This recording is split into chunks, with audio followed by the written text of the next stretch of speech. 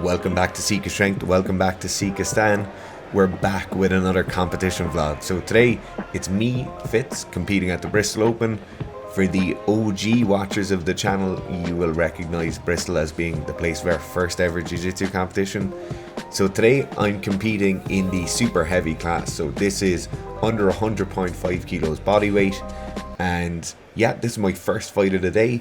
I got a bye. So I think they just randomly assign buys if there's a kind of uneven number of competitors. So I got a bye into the semi-final, and then my opponent never showed up for the semi-final. So this is straight in, first fight of the day, into my weight class or my division final, right? So I went for a kind of semi-sacrifice throw there and ended up just pulling guard into half guard.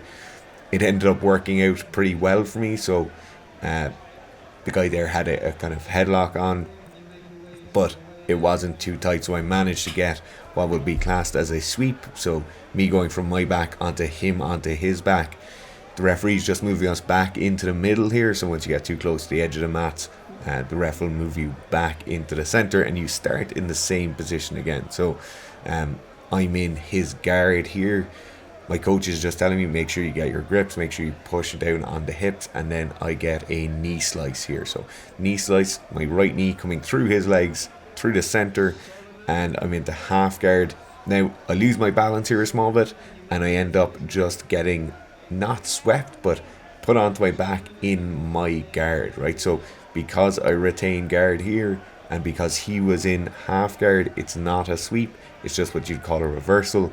You see we get moved back into the center now, and half guard for me, if I'm not standing or if I'm not on top, half guard is by far my favorite guard, right? So it's the thing I practice most often, so I'm pretty happy in this position here now I get an underhook here. I don't know if I just kind of grabbed it by nature or by habit, but I got that underhook with my left hand, managed to come up to a single leg and get him down. So very, very happy with that. It worked out well for me. Straight away, anytime I was in someone's guard this weekend, my main goal was just get my 2 feet on the ground, stand up and posture up. You'll see I was awarded another 2 points for that takedown. So we're moving back into the center here. The ref is trying to figure out what's going on. So back into the center. I'm in his guard starting out. So he's on his back. He has his legs around me and basically I'm behind the line of his legs. And straight away, my main thing, get up onto my feet. From all the strength training, this is like the strongest way for me to go about it. Now, if I had stayed in that position and he kept a grip of my left arm, I would have been in trouble, but I just felt that grip go, so I was happy to fall forward, semi-back step, and kind of get over the top of him. So now, we're playing in a full guard position, so I'm on my back, my legs are wrapped around him. And my job here now, so you'll see my coach telling me what to do with my arms. My job here is to break his posture. So I want to pull him down onto me. I want to make sure he's unstable. You'll see I'm going for a grip on his ankle here. That's mainly so he'll pull that foot back and not try and stand up. And now I'm working to get his arm across my body. So you'll see I have a grip on his right arm here, and I'm always trying to get that right arm across the body. Now, this is a 5-minute match. There's 2.5 minutes gone and I'm 7 points up.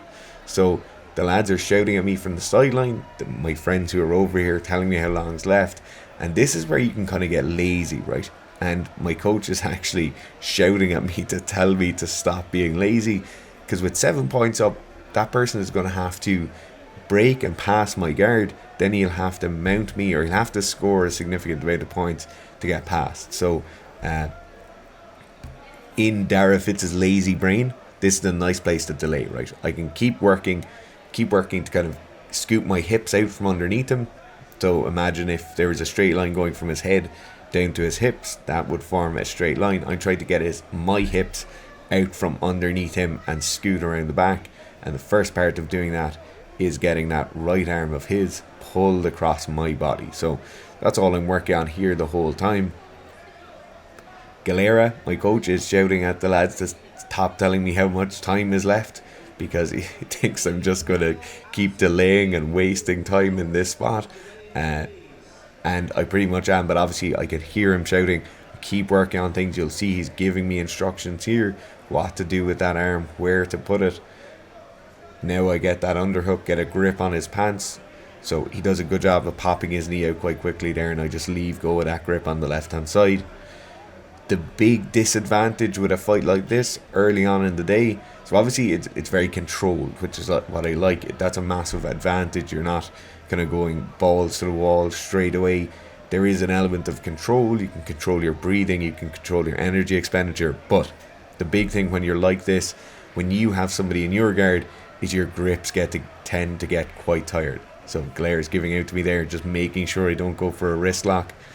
At white belt level in jiu-jitsu, you cannot wrist lock someone. So in this rule set, so he's making sure I don't get a notion of doing something stupid there and going for that wrist lock when I had his hand and his wrist controlled. But I'm just working on the same thing all the time, working on getting that right arm across the body. If a foot comes up, I'll underhook the foot, seeking I maintain the position. And now the lads have started shouting again, telling me how much time is left. So 15-20 seconds left. You just need to look like you're fighting for grips, but the main thing you need to do is just control it, wait until that time goes, and then get your win on points.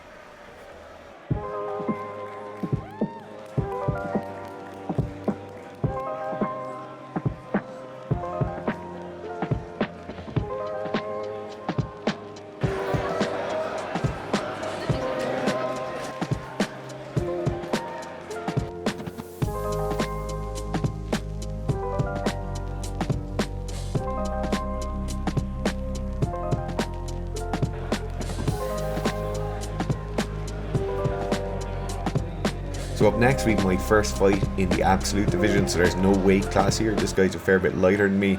I just go for a double or triple fake of a double leg. That's by far my favourite takedown.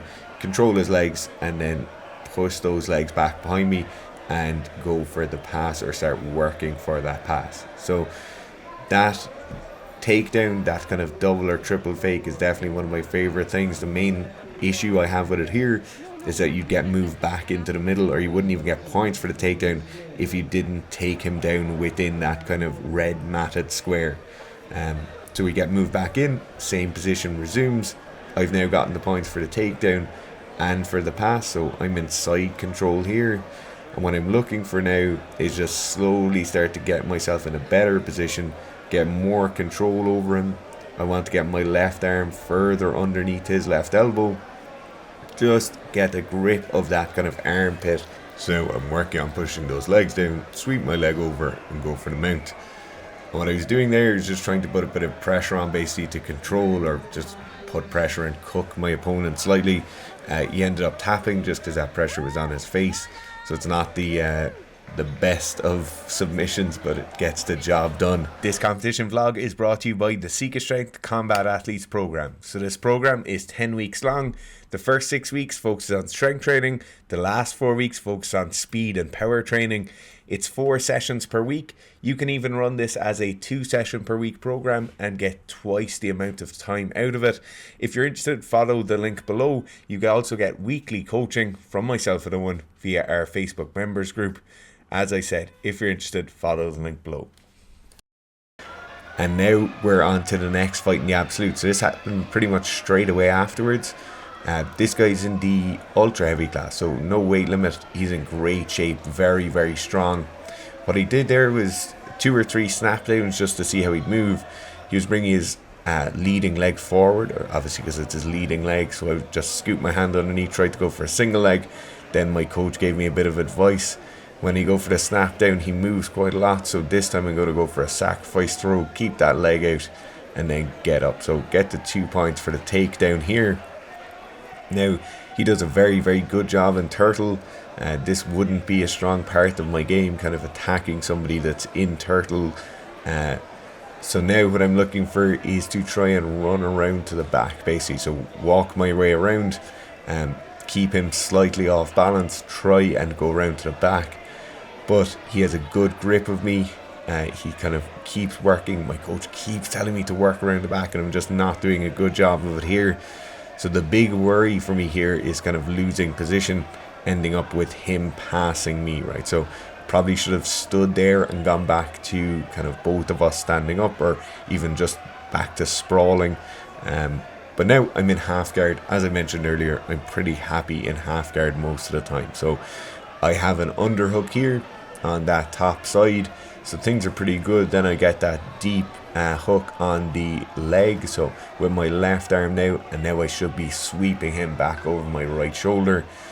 Couple of things here I'm just not doing correctly, so my body positioning is slightly off. I tried to go to the wrong side first and then go to the other, so kind of to dummy fake, so basically lift him in one direction then throw him in the other. He gets a grip here, a kind of cross face grip on my gi. So what he's doing is he has a grip going across the front of my neck, and he just drives his elbow down towards the floor, a kind of bread slicer choke, one that I particularly like myself. So I'm just working my chin in underneath his arm, just keep trying to stop him basically getting that position. You see I have to move my grip with my left arm here just to fight him off a small bit.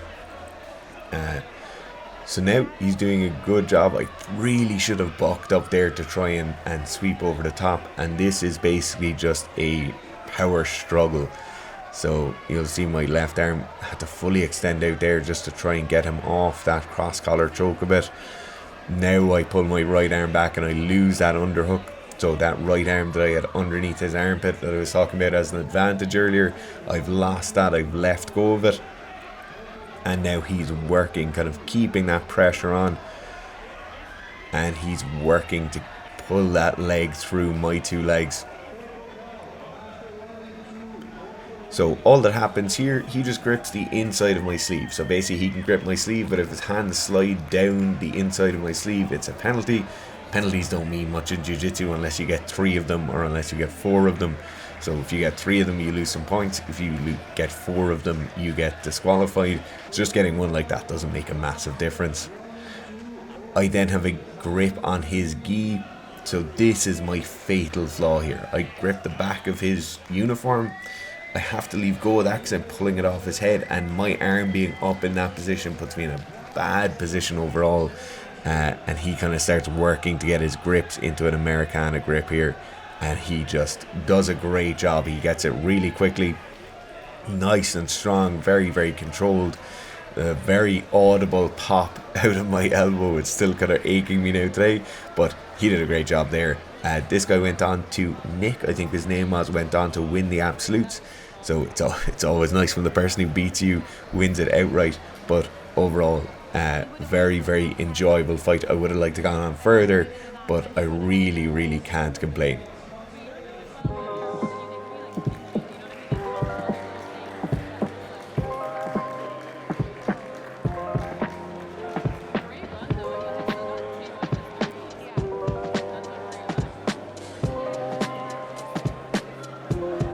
So overall, we did unbelievably well as a club. We went over, so obviously traveling to a different country, we did